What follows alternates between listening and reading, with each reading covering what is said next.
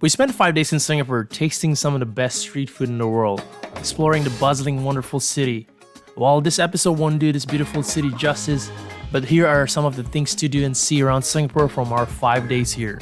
Now when it comes to food, Singapore is blessed with such diversity, and you can simply start your adventure at a hawker center, finding some of the best and tastiest local food under $10. One of the classic food we love here is kaya toast. One of the staple dish here in Singapore is actually kaya toast and this coffee, which is called kopi O or kopi C. Kopi O means without the unsweetened milk, and kopi C is with the condensed or unsweetened milk, the kaya toast. It's one of the best things here. It's a staple breakfast item and it's really, really delicious. Hello. Man. Oh yeah. 520. And then usually it also comes with eggs as well. Yeah. Yeah, beautiful egg. Now it's so watery, and then they give you like a couple of sauce, sweet soya sauce or the normal soya sauce. And I like to just put a little bit of that, and then a bit of the some pepper as well. So what I like to do is like just to bite the kaya toast first.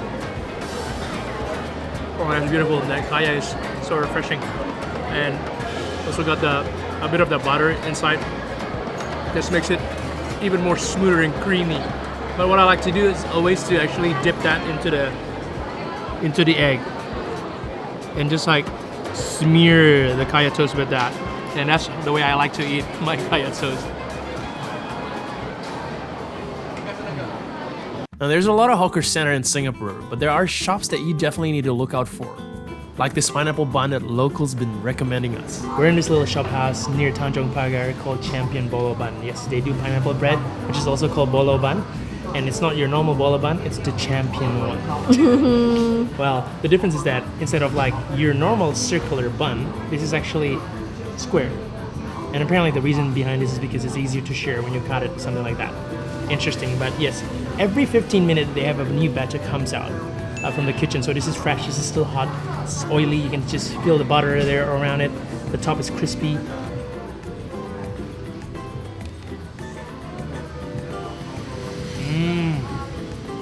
The bread is really, really soft. It's almost feels like a shokupan, you know? That really soft kind of milky bread, a bit of a sugary goodness on the top there. You can taste the sweetness and then all the buttery goodness right underneath that as well. It's like your normal pineapple bread, but it's just it's not as sweet, but it's actually fresh and got that hotness, got the airiness, the fluffiness from the bread. Yeah, this is nice. Thanks for recommending this, guys. This is actually good.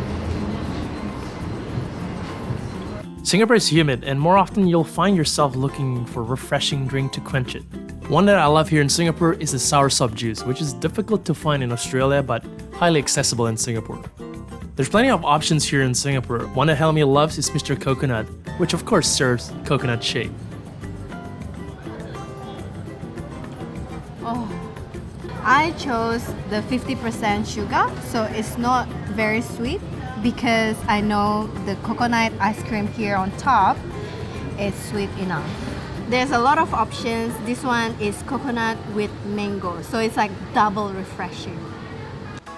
If you're after places to visit, Singapore has plenty that holds history and culture. We went to Chinatown, a blend of old and new, historic temples, heritage shop houses that is well maintained.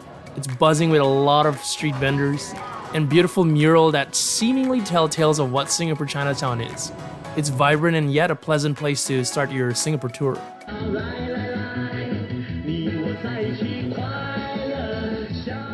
Not far from Chinatown is an area called Kampong Glam. It's rich in history, centered on the busy Arab street. It is also known as Singapore's Muslim Quarter. You'll see a lot of textile shops, array of Turkish and Middle Eastern cuisines. But one of the most beautiful landmarks you'll see here is the Golden Dome Sultan Mosque. Another street to note here is Haji Lane, filled with boutique stores, trendy cafes, which reminds me of Melbourne's Hosier Lane.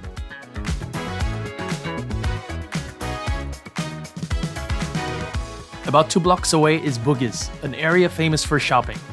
One section you need to check out is Bugis Street Market. It's pretty much heaven for budget lover. So now here we are at Bugis Street, and it is quite famous for the shopping phenomenon here. From your left and right, there are stalls, there are food stalls, there are merchandise, there are everything. And this is one of the best places to kind of buy affordable goods. And I think you can bargain. So hone your negotiation skill right here. It's not like your expensive merchandise. There are all the affordable ones, like one for $5, two for $7, three for $10, stuff like that. So it's really, really great. It's a great place to get souvenir as well.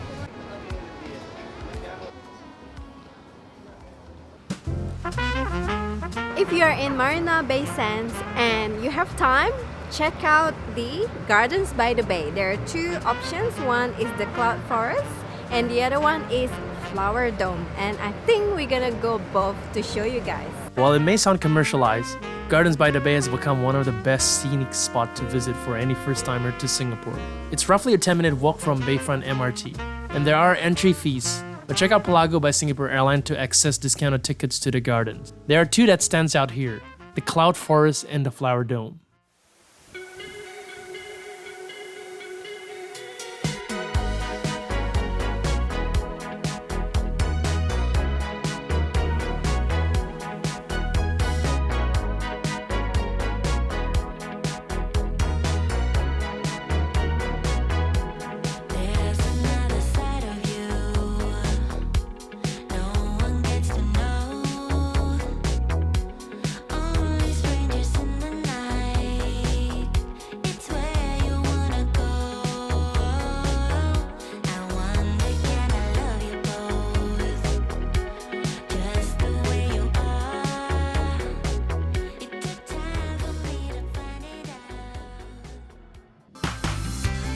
If you're still around Gardens by the Bay on the evening, it's worth taking a quick stroll to the Supertrees for their light show, which happens every day.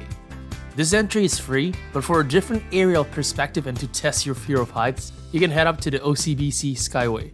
There is an entry fee though. Just letting you know, I am scared of heights. Not looking down, not looking down. Oh my gosh. Apparently this bridge is just suspended by like this metal cable up to where the structure is, you know, those big kind of domey structure. So there's nothing underneath. Oh my gosh, it's so windy up here too.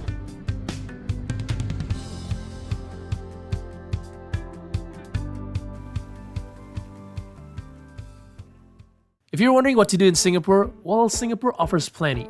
Areas like Sentosa is a destination for the fun seeker. They got Universal Studios here, probably one of the easiest way to spend a day. There's rides for thrill seekers, shows, food. And if you enjoy exploring incredible marine life, well, the Sea Aquarium is also here in Sentosa.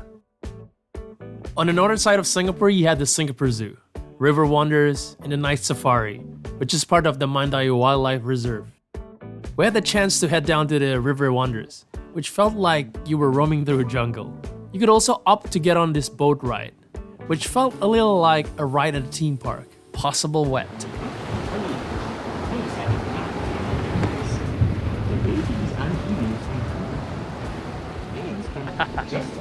That's fun.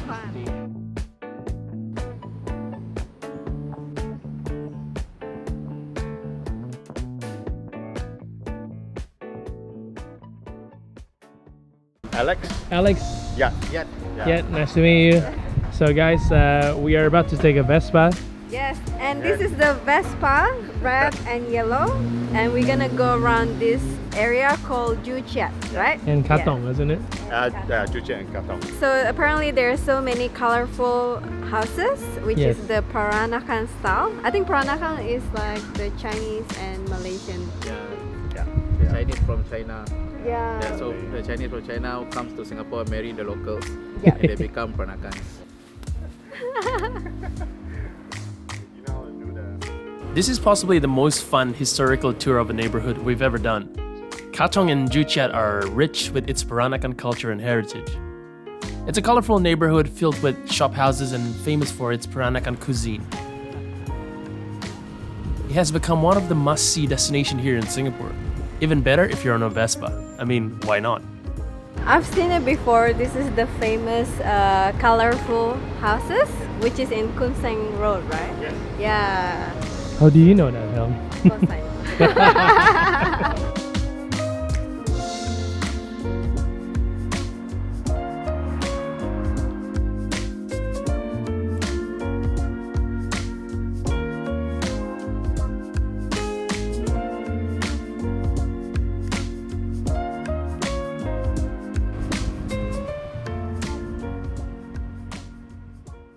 So if you are in Katong area, there are, I guess, two things that you have to try. The first one is Katong Laksa. Apparently, this is like, if you ask Singaporean what is famous for Katong, it's the laksa. And the other one is Peranakan Nyonya dishes. So today we're gonna try the Katong Laksa. And behind me, there's one shop called 328 Katong Laksa. And there's another place, I think it's called Janggut Laksa, which apparently already closed. Right now it's like 6 o'clock. They close at 4:30. So I can't wait to try. What's the difference between other laksa and Katong Laksa? I don't know. Let's try it.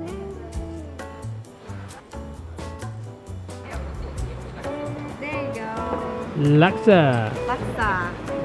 So I was asking where's the chopstick. So the guy said no, you just eat with the spoon. So I think this is a cut laksa. It's not like, yeah, right? So apparently, It's not from what I like the read, noodle. the Katong Laksa is famous because they actually chop the noodles into smaller pieces. So apparently, you don't need chopstick. You just kind of scoop it up and eat it as it is. First up, the broth, of course. The laksa broth.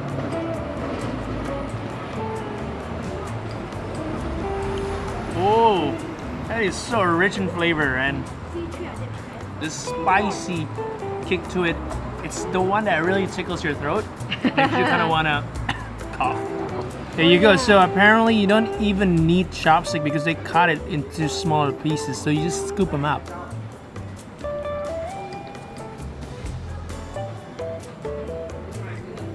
Oh yeah. It's coconutty, a rich flavor, man, beautiful. And then that noodle is just like perfection. It's just perfect. Yeah, with the fish cake, it's a combination of seafood. It's like layers of flavor and flavor and flavor in your mouth. I know there's other laksa places around here in Katong because they're famous for it. But you know, I'm just lucky to be able to just taste a laksa in Katong. It's interesting, it's an experience, and it's so beautiful.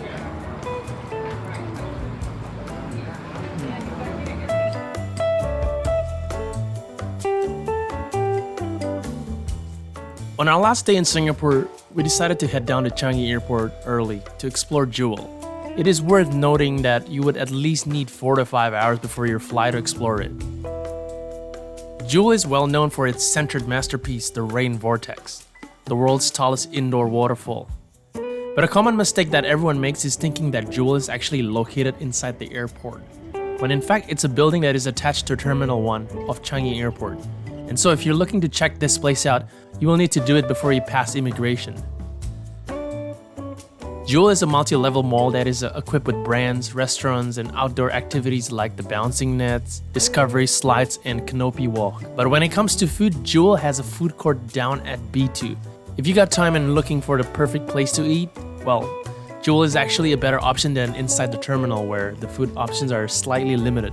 With that, I hope that you enjoy your trip to Singapore, and we hope that our videos can inspire you to explore Singapore further. So until next time, we will catch you later.